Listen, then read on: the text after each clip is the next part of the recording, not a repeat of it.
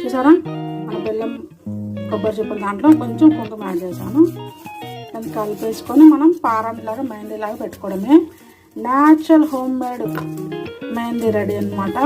No chemicals అని చిన్నప్పుడు చేసామన్నమాట.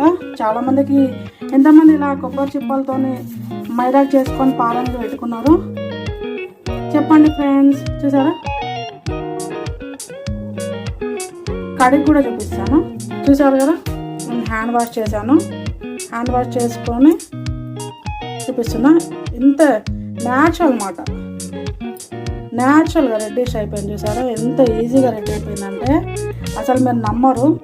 ఇంత ఈజీగా మెహందీ రెడీ అయిపోయింది. మనం మంచిగా 2 చేతుల్లో పెట్టుకోవచ్చు.